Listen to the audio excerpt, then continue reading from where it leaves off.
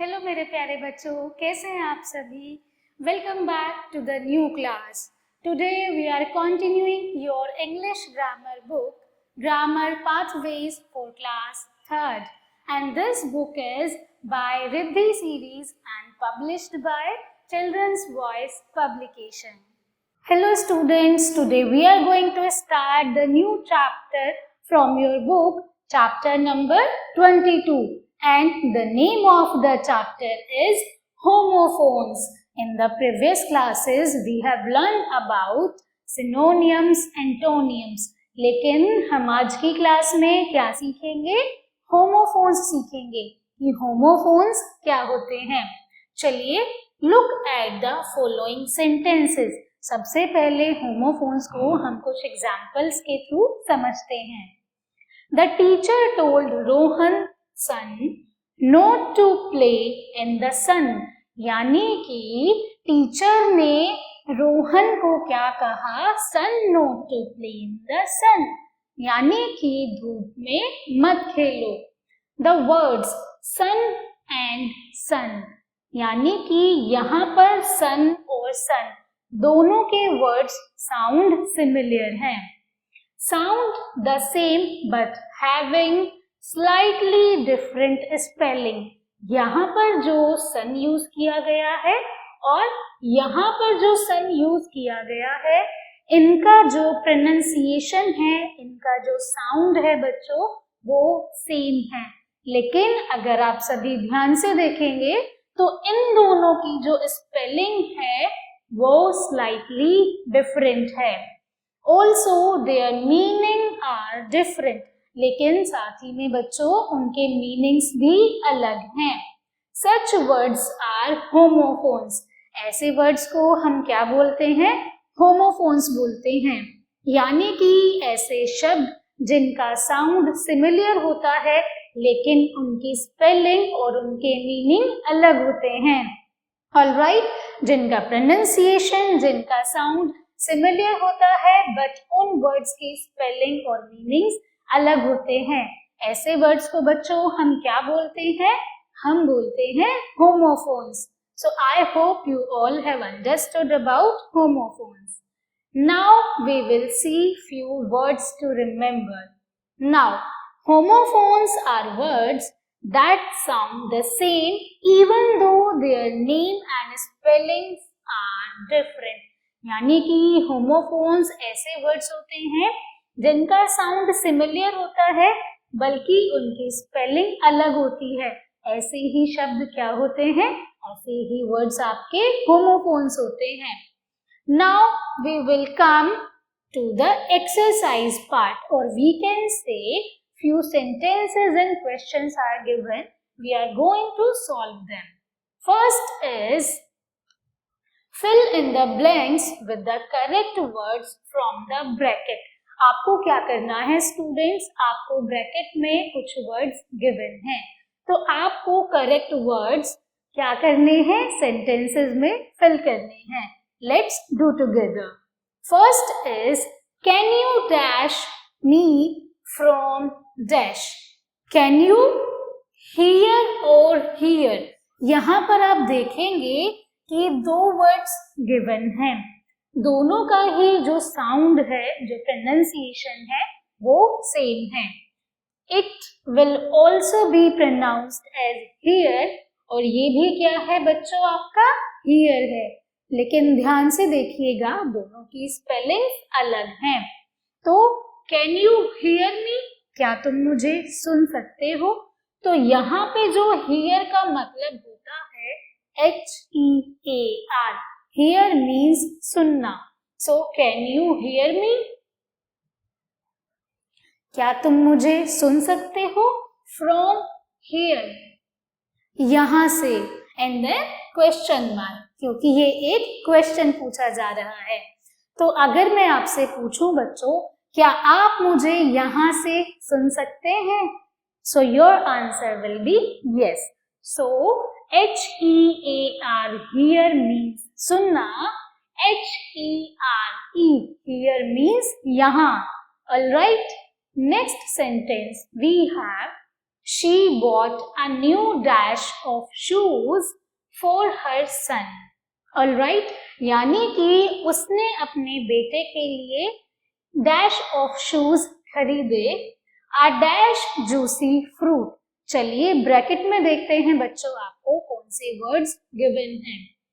Now, pear and pear. यहाँ पर अगर आप देखेंगे तो इनका जो साउंड है वो कुछ कुछ सिमिलियर है. ऑलराइट, लेकिन स्पेलिंग्स अलग हैं. तो पेयर की बात करें, P-A-I-R, पेयर मीन्स जोड़ा. Alright, P-E-A-R, pair means fruit. Pair क्या होती है? नाशपाती.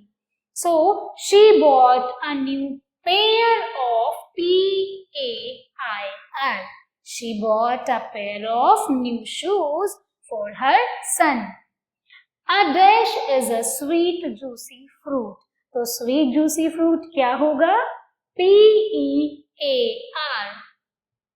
It will be pear. Alright, next we have dash teacher will come in and dash. और वर्ड्स आपको क्या गिवन है बच्चों? वर्ड्स दिए गए हैं O-U-R, R and H-O-U-R, R. दोनों का प्रोनाउंसिएशन सेम है, लेकिन दोनों की ही स्पेलिंग्स और मीनिंग्स अलग हैं. O-U-R, R मीन्स हमारा, H-O-U-R, R मीन्स घंटा. तो यहाँ पर our teacher will come, यानी कि हमारी टीचर, O-U-R, हमारी टीचर विल कम आएंगी इन एन आवर, यानी कि 1 घंटे में. हमारी टीचर 1 घंटे में आएंगी. So our teacher will come in an hour. I hope बच्चों you all are getting. Next, his dash is sitting in the dash. Now will see the words from the bracket and the words are S-U-N sun and S-O-N sun. Pronunciation is same, but spellings are different. With the spellings, meaning is also different. So, his son means उसका बेटा. So, S-O-N will be correct. यानी कि his son is sitting in the sun. यानी कि उसका बेटा धूप में बैठा है या फिर सूरज की रोशनी में बैठा है.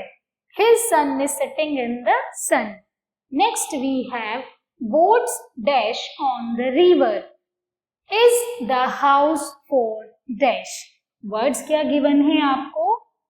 Words given है S-A-L-E sail and S-A-I-L sail. So boats sail on the river. The correct sail will be S-A-I-L sail. Is this house for sale? And S-A-L-E sale. क्या यह घर बिकाऊ है? Sale means बेचना. S-A-L-E sale. इसका meaning क्या होगा? बेचना. Now question mark. I hope बच्चों you all are getting all the sentences. Now we will move ahead. The girl was dash with fear. And the words are given P-A-I-L pale and P-A-L-E pale. Alright, so यहाँ पर जो correct word होगा it will be P-A-L-E pale, यानी कि डर से घबरा जाना. Alright, 7th sentence we have they left dash shoes dash and the words are there and there. दोनों ही वर्ड्स का प्रोनाउंसिएशन सेम है, लेकिन दोनों का जो साउंड है वो सेम है, लेकिन बच्चों मीनिंग क्या होगा? अलग होगा और साथ ही में स्पेलिंग भी अलग होगी. सो दे लेफ्ट देयर शूज, यानी कि वे अपने जूते छोड़ गए. सो अपनों के लिए जो स्पेलिंग होगी T-H-E-I-R, their. They left their shoes there. T-H-E-R-E यानी कि वहां. इसका हिंदी मीनिंग क्या होगा? वहां. वे अपने जूते वहां छोड़ गए. Next is last dash I had pain in my dash. Words are ear and ear. Means sound दोनों का सेम है, spellings अलग हैं. EAR ear means body part, यानी कि हमारे कान. And YEAR ear means साल.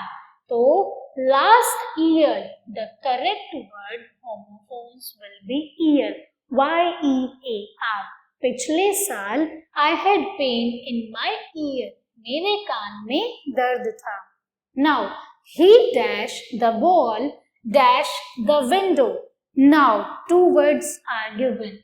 Threw and throw. Words are sounding similar, but as you all know, spellings will be different and the meaning will also be different. So he threw the ball. THREW. Threw means फेंकना.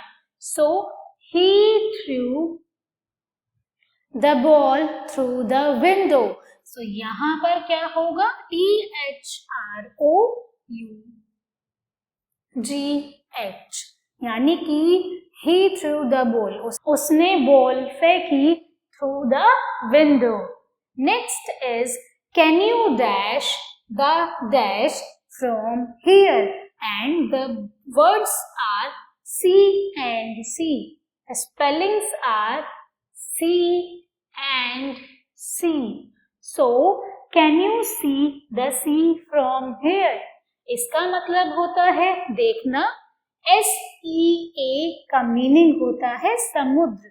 So can you see the sea from here? All right. I hope बच्चों you all have understood about homophones and you all have enjoyed this class. That's all for today's class. I hope students you all have enjoyed the class. Thank you so much for watching and learning with me. I will see you all in the next class.